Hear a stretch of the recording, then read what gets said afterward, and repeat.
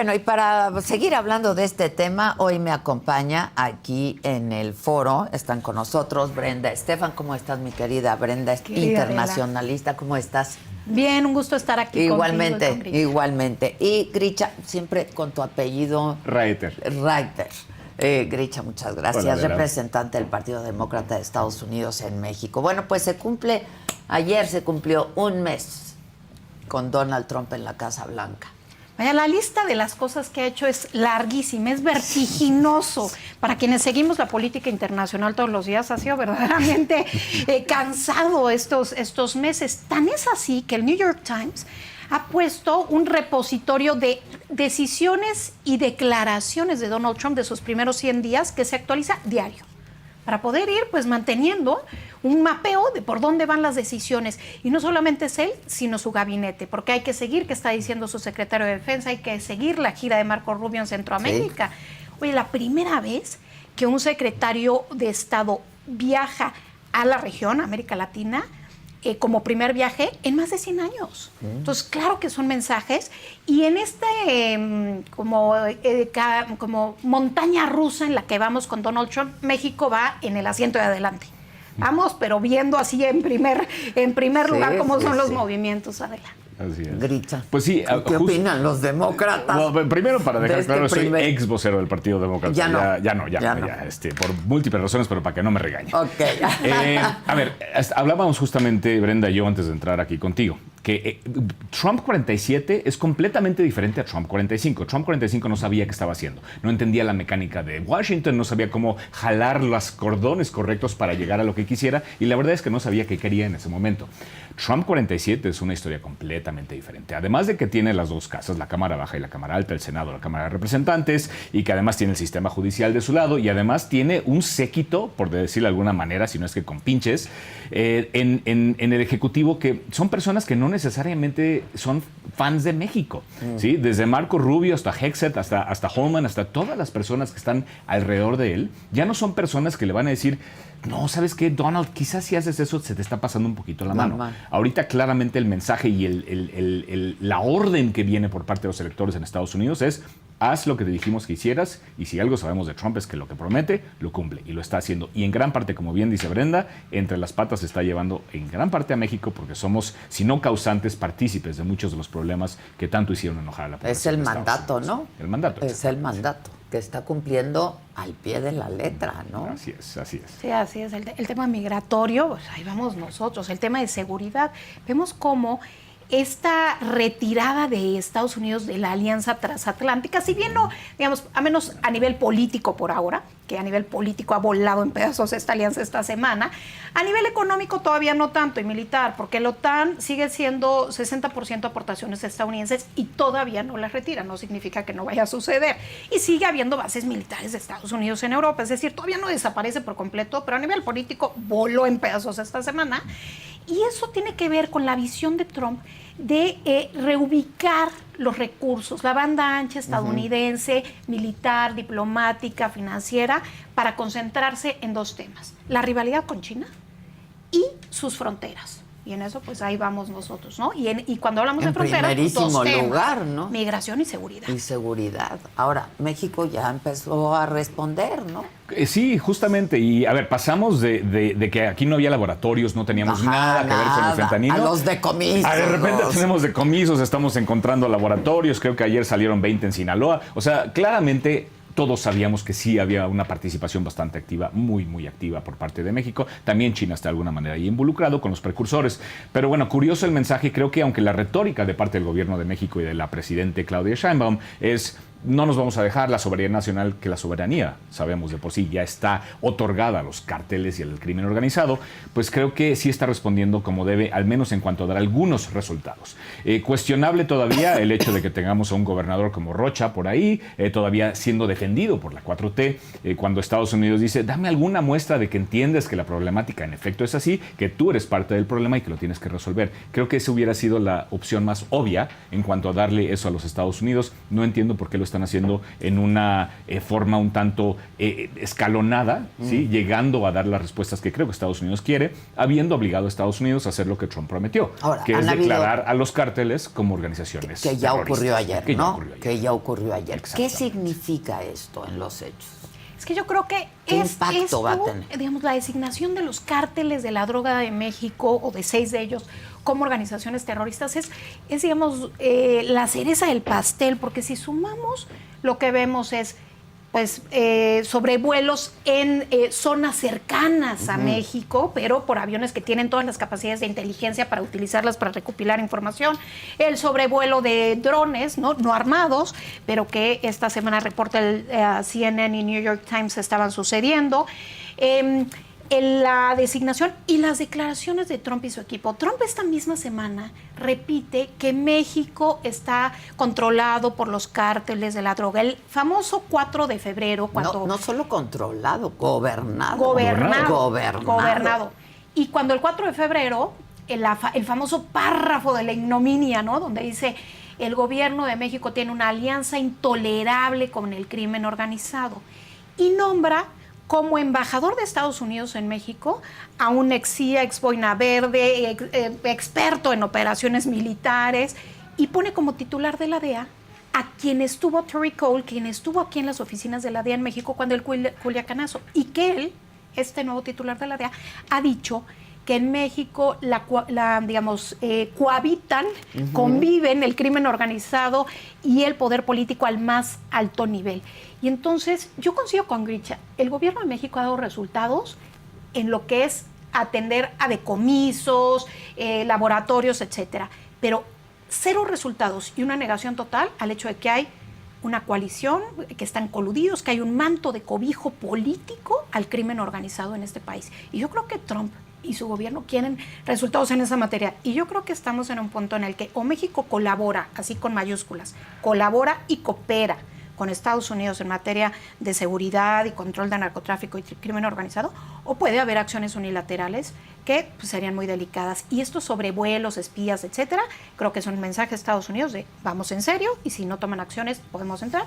Y viene la respuesta de la presidenta Sheinbaum diciendo fortalecemos cambiamos algunos artículos en la Constitución para que si hay una incursión, nosotros podamos tomar acciones contra ustedes. No injerencia. Es un mensaje, se están mandando mensajes, pero en el fondo lo que hay es enorme presión para que México reaccione y haga algo. Son mensajes cada quien a su interior, ¿no? A los suyos, digamos. Totalmente, sí, es el equivalente de hacia adentro, tenemos el himno nacional y tenemos nuestra Constitución y eso nos va a defender de alguna empezamos manera, ¿no? con eso y ya pasamos a que sí, los vuelos y sobrevuelos son legales y se vienen haciendo desde hace mucho. Primero fue una campañita, luego hubo que reconocer que sí, ¿no? Pero lo interesante y lo que le quita un poquito de credibilidad, creo yo, al Estado mexicano, es que pasamos de no hay laboratorios, así hay y ya los estamos encontrando. Pasamos de no vamos a permitir que violen la soberanía, no vamos a permitir sobrevuelos de estos aviones altamente equipados que pueden detectar laboratorios a decenas de kilómetros, si no es que más. No, nosotros se los pedimos. ¿Sí? Son drones, pero no vienen armados. Entonces es una retórica de alguna manera, pues creo que hipócrita y falsa de parte del Estado mexicano, en donde simplemente están, el equivalente en mi mente es gato patas para arriba. ¿Sí? Es de, pues déjame ver cómo respondo para que al menos crean que esto está controlado. Claramente, y hay una tras otra reunión de emergencia en Palacio Nacional cada vez que Estados Unidos decide tomar una acción nueva. Entonces, claramente no hay una estrategia, a mi parecer, yo no estoy adentro, pero parece, la impresión que dan es para los que de alguna forma sabemos de política, que no hay una estrategia clara, que no saben cómo reaccionar y que el que encuentren laboratorios aquí y que de repente arresten a un grupo de personas y luego salen además fotografías de presidentes municipales comiendo con uno de los principales capos regionales, pues son una serie de mensajes que no tienen ningún tipo de coherencia y no hay un plan estratégico, creo yo. Entonces, lo que pase, pues sin solamente duda, van respondiendo a cómo viene, ¿no? Exactamente. A cómo viene. Y venimos de 6 años en donde literalmente se desmanteló por completo la cooperación con Estados Unidos en materia de seguridad. La famosa reforma a la Ley de Seguridad Nacional que impulsó López Obrador buscaba limitar la presencia de la inteligencia, agentes de inteligencia de Estados Unidos en México. Pues hoy lo que está sucediendo es que hay más que nunca, tan es así que Cancillería digamos, no va a publicar el número de agentes de la DEA que hay en nuestro país, lo deja como en, ¿cómo se dice?, en números negros, en fin, se bloquea esta información. Blacked out, ¿no? Sí, blacked out, se bloquea esta información por 5 años. Y estos sobrevuelos que, dice el gobierno, ya se han hecho antes, sí, se hicieron en 2011, pero había operadores mexicanos, gente del gobierno de México, en el centro del mando de dron, de forma que México veía lo que veía Estados Unidos y la inteligencia podía ser usada por los dos países. No es el caso. Hoy no. Entonces, esto que se quiso evitar por López Obrador, que hubiera presencia de la inteligencia de Estados Unidos en México, hoy hay más que nunca. Ni siquiera tenemos los números porque el gobierno no quiere darlos a conocer, imaginemos de qué tamaño es. Y me parece que la presidenta tiene encima un problema, que es dentro de Morena hay grupos que quisieran que reaccionara de otra forma. A mí me parece que ha sido, el arranque fue complicado con esa famosa carta que leyó en público a Trump, etcétera, pero después mejoró, dijo, no vamos a hablar de esto en la mañanera, vamos a manejarlo por la vía diplomática, me parece que es lo correcto, pero yo creo que hay alas de Morena que impulsan a que haya una reacción más fuerte de México. Y ahí creo que la presidenta les está queriendo dar algunos dulces, distrayéndolos con que no invitamos a la ministra de la Suprema Corte al evento de la Constitución, cosas que son muy alineadas con el López Obradorismo duro, para mantener distraída esta población mientras puede negociar con Estados Unidos. Que además hay una idea, una noción de que de alguna forma la relación entre los republicanos de Trump y la 4T es antagonista. Recordemos que Trump es agradecido. Él, cuando alguien le hace un favor por alguna manera, lo agradece y se acuerda. Por ejemplo, el hecho de que se haya tardado tanto López Obrador en su momento de reconocer que había ganado Biden. Sí, eso es algo que se agradece. También lo vimos ayer en un destello de amistad en donde Trump dijo, le agradezco mucho a Claudia porque me dio una gran lección sobre cómo podemos disminuir parte de nuestro problema, que sin duda es la adicción a las drogas.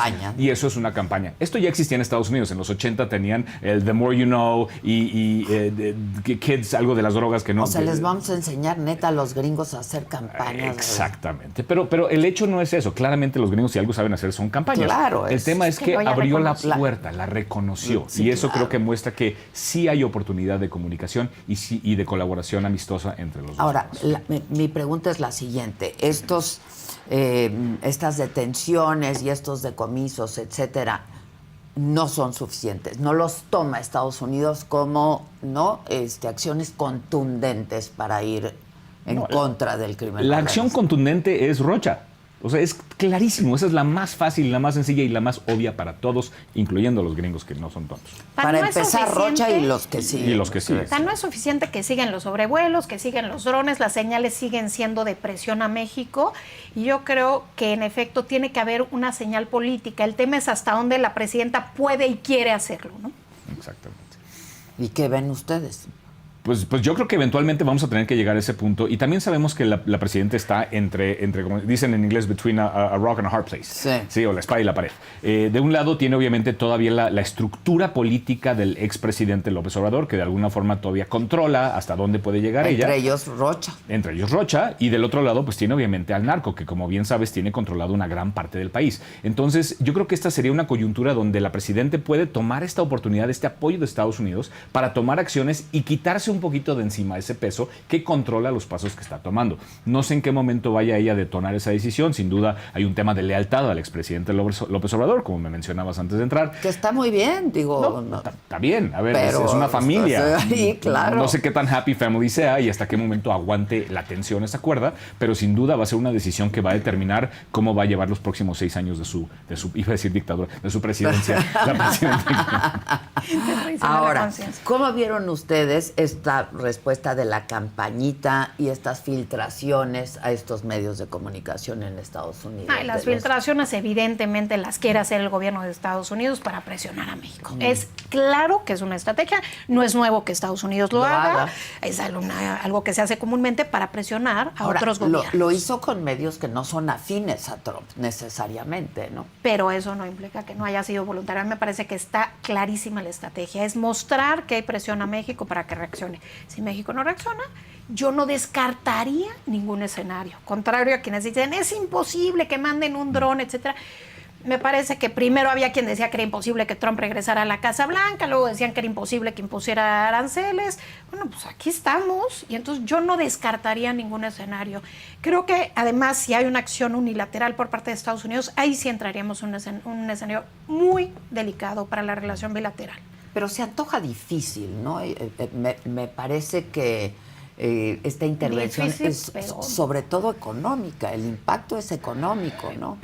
México está en una situación dificilísima porque estamos peleándonos prácticamente, o no estamos de acuerdo con nuestro socio comercial número 1, compartimos 3,000 kilómetros de frontera, 80% de las exportaciones de México se van a Estados Unidos, ellos tienen el sartén por el mango.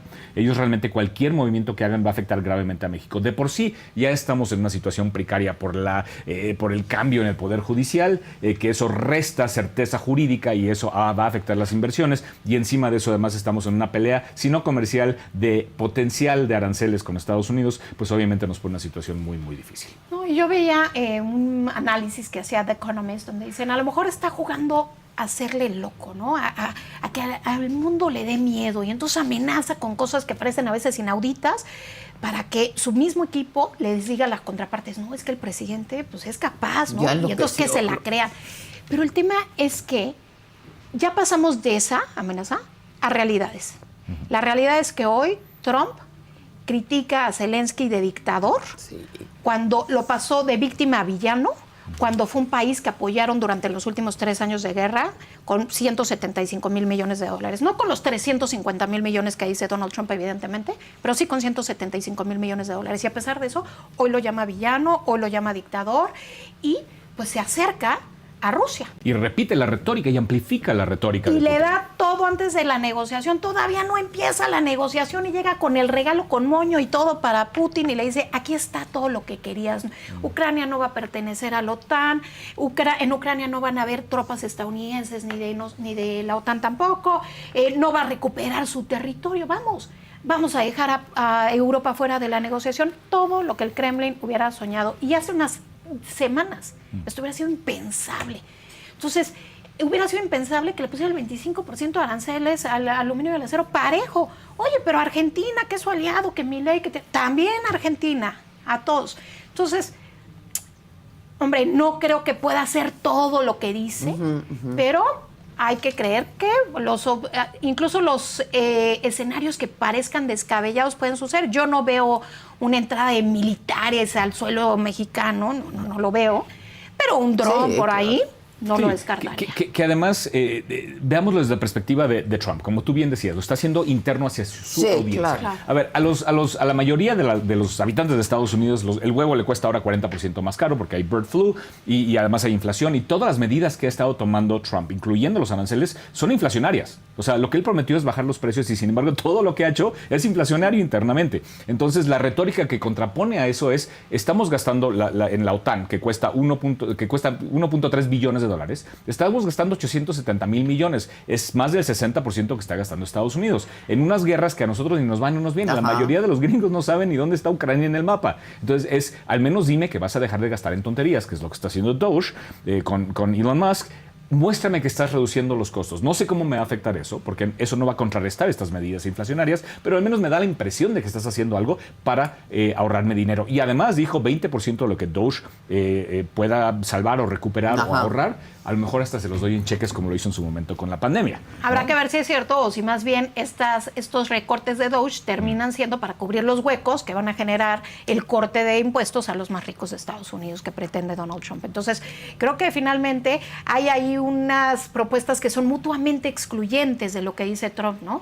Queremos detener la migración, generar enormes números de deportados, la deportación más grande de la historia, pero queremos crecer económicamente, queremos traer plantas. Cuando están a pleno empleo, ¿quién va a operar esas plantas? Sí, claro. Cuando el estadounidense no va a querer trabajar ahí. Entonces, tienen que calibrar cuáles de estas decisiones son más importantes, porque no puede hacer evidentemente todo esto que promete. El ejemplo que daba Grecia es clarísimo, ¿no? El tema inflacionario. Tú no puedes aumentar los aranceles sin generar inflación, porque se le traslada el costo al consumidor estadounidense, al final de cuentas. Y después de venir de 3 años de bajar la inflación, sube en este último mes, sube al 4%. 4%, ahí está clarísimo. Ahora, ¿creen que siga con este mismo ritmo? Pues no sé,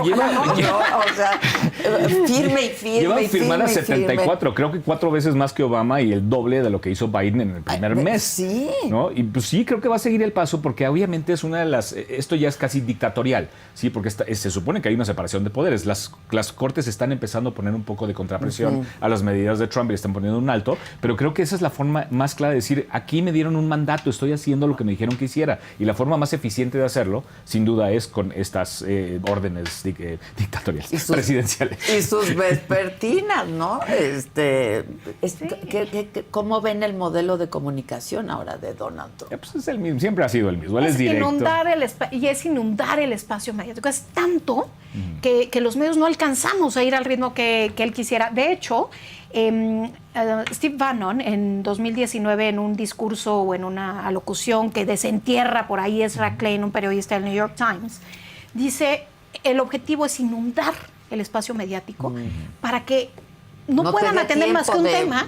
Exacto. Y tú puedas avanzar en lo que te interesa mientras los medios analizan un tema. Entonces yo creo que en eso estamos y lo que hay que identificar, escribía yo en el Reforma un artículo que le llamo la avalancha Trump, donde digo, hay tantas cosas que lo que tienes que identificar son tendencias. O sea, ¿cuáles son las tendencias? Desmantelar el sistema de gobernanza global, ¿no? Todos estos organismos internacionales que se crearon después de la Segunda Guerra Mundial, Trump considera que ya no le son útiles a Estados Unidos, aunque la crítica del resto del mundo históricamente ha sido que servían solo a los intereses de Estados Unidos. Sí. Pero él paradójicamente dice, le prendemos fuego a la casa que nosotros construimos.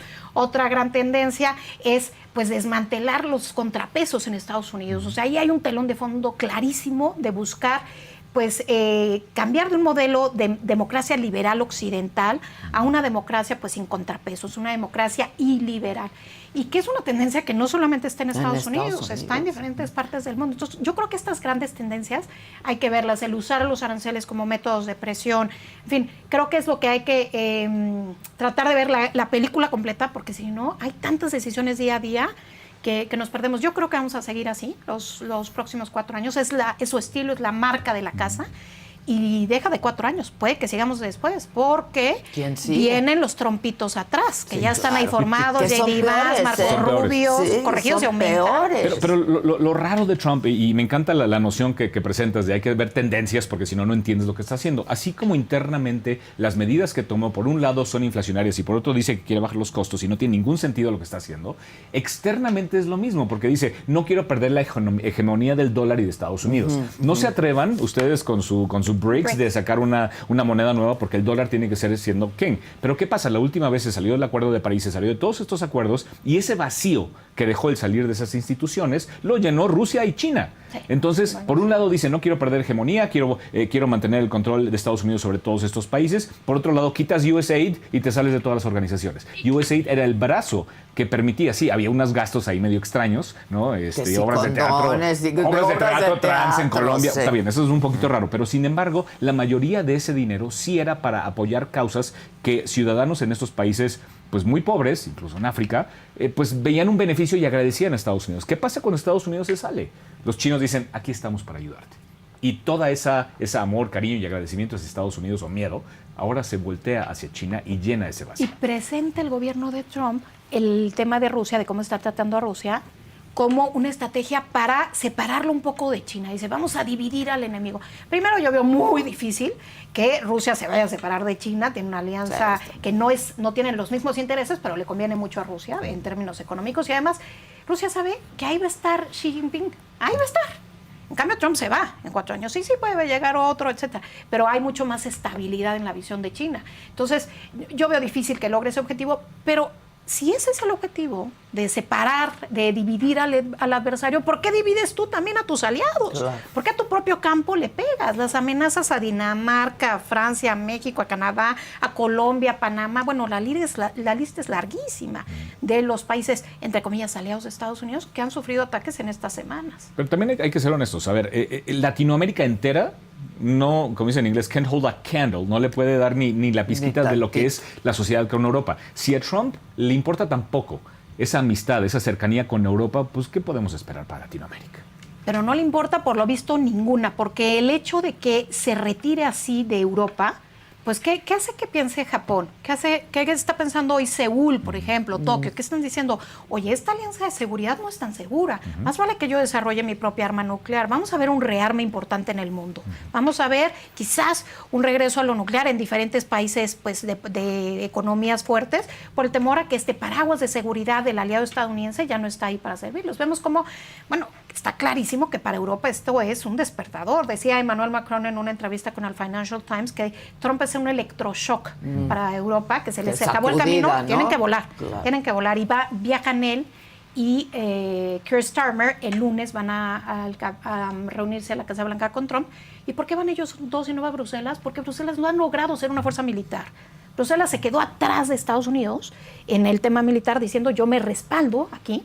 Y pues hoy se da cuenta que quedó atrás en la escena y que los que pueden ir a la mesa son los dos países que tienen armas nucleares, que tienen un asiento en la mesa del Consejo de Seguridad y que Trump pues, va a recibir y va a respetar más que si va un funcionario de las instituciones europeas. Y no olvidemos que hay una OTAN 2, que es AUKUS, ¿no? Que es Australia, UK y US, que es justamente por la necesidad de capturar control otra vez en el mar de China, por las intenciones expansionistas de la misma China, y están más enfocados en esa parte del mundo que en Europa. Honestamente, Trump lo ha dicho, no me importa lo que pase en Ucrania, no me importa lo que pase en Europa, pero sí me importa lo que pase en el mar de China. Y que AUKUS lo hizo Biden, o sea, esto no es nuevo, esta tendencia a separarse de Europa no es algo que surgió ayer, esta alianza ya estaba bastante fisurada, digamos, ahora voló, pero ya estaba bastante fisurada. Cuando lanzan AUKUS con Australia, no le avisan a Francia, por ejemplo, que le van a dejar de comprar submarinos para comprárselos a otros países. Entonces ya había, desde luego, pues cierta ruptura o tensión entre Europa y...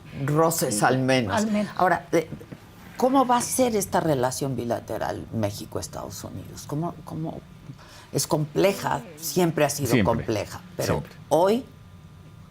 Pues insisto, yo creo que lo que determina la relación con México sin duda va a ser el pueblo americano que le dio este mandato a Trump y él tiene que responder a eso. Eso tiene mucho más importancia de lo que pasa en la relación bilateral entre Estados Unidos y México. Ahora, nada va a quitar que, insisto, compartimos 3,000 kilómetros de frontera, socialmente, económicamente, en todos los sentidos, es una combinación que está tan intrínsecamente y estrechamente relacionada que no hay nada realmente que un presidente pueda hacer para dañar eso.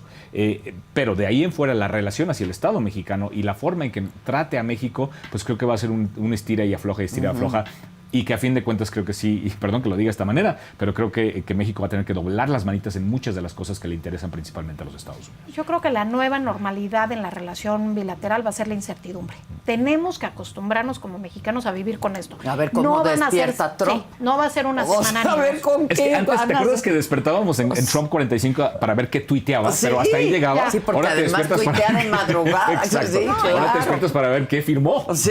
Además hay un mundo más peligroso, entonces tienes que ver y más inestable qué está pasando en Ucrania, qué está pasando en Gaza, o sea, el mundo se está moviendo a una velocidad vertiginosa, no es una era de cambios, es un cambio de era y estamos teniendo la oportunidad, si quieren verlo así como generación, de vivir un cambio de civilización. Y entonces, pues sí, la cantidad de noticias, no, la infodemia en la que vivimos es brutal.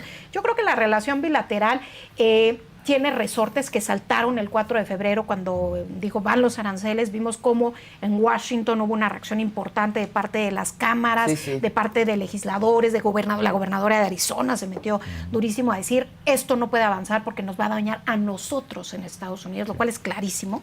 Evidentemente a ellos los dañaría, a nosotros más, y me parece que esa es la apuesta de Donald Trump, pero creo que hay oportunidad para que México opere diplomáticamente. No, evidentemente es una relación asimétrica, de interdependencia asimétrica, pero podemos también aprovechar la coyuntura. Claro, también tenemos que ser parte, y este discurso creo que ya la presidencia lo trae mucho más claro que al principio. Tenemos que presentarnos como parte de la solución a la rivalidad con China. ¿Y por qué no? Como dicen algunas personas, no, pues si no quieren los de Estados Unidos, pues hay que venderle a China. Hombre, a China no le vendemos nada. Le compramos todo, no le vendemos nada. Es que seamos claros, sí, hay un océano de por medio. ¿Qué país quisiera tener más de 3,000 kilómetros de frontera? Taiwán con uno haría maravilla. Sí. ¿No? Pero justamente es eso que mencionas, es que el desbalance o en la balanza, el error en la balanza comercial con Estados Unidos es que nosotros salimos ganando a pesar del rediseño del TEMEC o del su momento del Telecan. Y eso lo agarramos y le compramos cosas a China. O sea, también Estados Unidos dice, a ver, pero tú eres mi socio, me estás ganando un montón a mí y en vez de reinvertir en mí, lo estás gastando en China, claro. Algo no está bien aquí. Ahora, un tema que mencionabas ahorita, que entiendo que el discurso se ha refinado un poquito más por parte de la Presidente, pero hace 3 semanas estábamos en un evento de la American Society y vino Marcelo Ebrard a hablar con nosotros justo antes de que supuestamente iban a entrar los aranceles. Y en esa reunión nos dice, no se preocupen, todo va a estar bien, esto está perfectamente planeado, ya tenemos un B, un C, un D, muy optimista, sonriente, y todos en la mesa estábamos con... o no estamos entendiendo nosotros, o de verdad él sabe algo que nosotros no. Claro. Después vimos que, pues, en efecto, iban a entrar los aranceles y la única forma de detenerlos, pues, fue, insisto, una reunión de emergencia en Palacio Nacional y tomar decisiones que no queríamos. Entonces, esa retórica, esa speech que nos da el gobierno es algo que está perdiendo más y más credibilidad, al menos de parte, pues, del sector empresarial de México. Ahora, finalmente, démosle un poco de color a la mesa. Elon Musk. ¿Qué? Es un agente externo prácticamente, es un counselor de alguna forma que tiene la vara muy alta con Trump. Vimos las interacciones recientes donde salen incluso en una entrevista y pues son buddy, son amiguis. Son amiguis. Son amiguis, pero de fondo lo que hay es una alianza de poder. Claro. O sea, el poder político que concentra con el poder económico que concentra el sector de la tecnología. O sea, Musk y Silicon Valley en general, ¿no? Vemos cómo Zuckerberg y ¿no? todas estas empresas de tecnología van a rendir pleitesía. Besos. Porque estos son los nuevos varones de la economía estadounidense, Silicon Valley, que se están uniendo con el poder político. Y lo que estamos viendo es un matrimonio de conveniencia. Parece. Todos estos que dicen, no, pero es que las acciones de Trump van a cortar ineficiencias y van a acabar con gastos. Coincido, habría algunos gastos que evidentemente se había programitis, había que cortar, pero llegar con una espada, cortar sin ton ni son, en la forma en la que lo están haciendo, me parece que de fondo el objetivo es concentrar poder, quitar contrapesos, utilizar esos recursos para cubrir los huecos que dejan los recortes de impuestos a los ricos. En fin, creo que el objetivo no es tanto como lo presentan, que es para el pueblo, los recortes para el pueblo, sino por el contrario. El Estado tiene muy pocos incentivos, porque realmente, el mercado tiene muy pocos incentivos como mercado para cubrir ciertos servicios, porque hay cosas que no son negocio.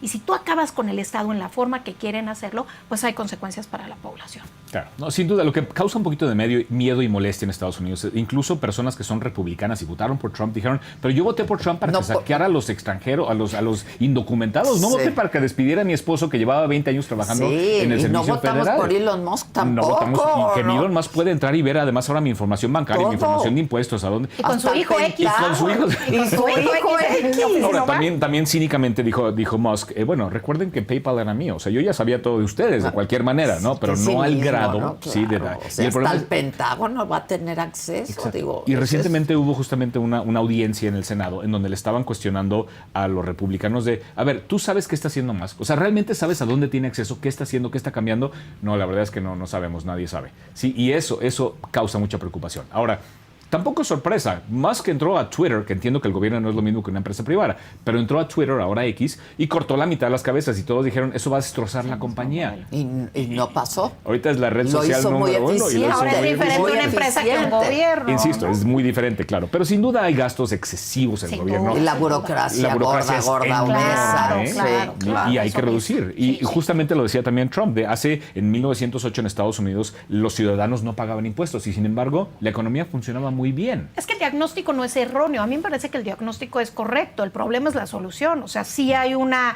burocracia obesa, hay que adelgazarla, pero no a rajatabla sin ver ni siquiera qué funciones tienen. Y sin cumplir la ley. Había gente que por ley le tenían que avisar 3 meses antes de despedirlos, los inspectores generales, por ejemplo, y se enteraron por un mail que era viernes, el lunes ya no estás ahí.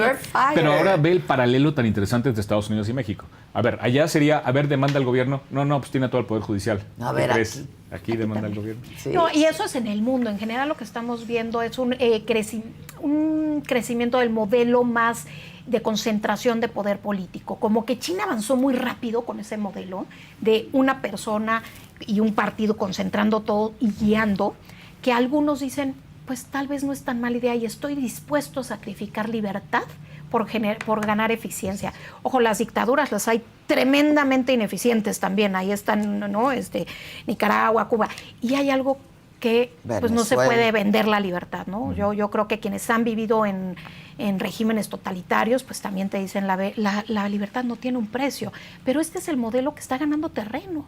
El cambio de civilización que vivimos tiene que ver, sí, con el cambio de poder global, con el reacomodo de alianzas, etcétera, pero también con cómo está herida la democracia liberal occidental como modelo de gobierno. Decadencia. Cuando ¿no? se acabó la Guerra Fría, todo el mundo decía, esto ya ganó, pues ya se acabó la fiesta, va a ganar el binomio democracia-capitalismo. Pues no está tan claro. Lo que pasa es que también históricamente se supone en países en vías de desarrollo como los nuestros en Latinoamérica que para llegar a ser como Europa tenemos que ser democráticos porque allá tienen democracia. Lo que no entienden es que primero fueron autocráticos, primero desarrollaron la sociedad y la economía y luego adoptaron la democracia. Entonces la democracia no necesariamente es un camino para llegar a eso, no necesariamente.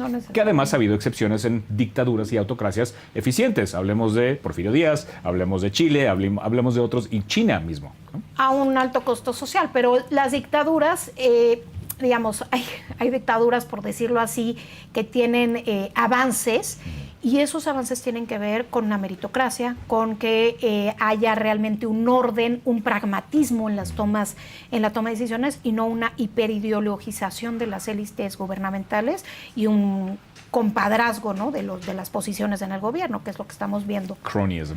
en muchos países. Muchas gracias, Brenda. Muchas gracias, Un gusto, Richa. Adela. Gracias Muchas a ti. gracias. Nos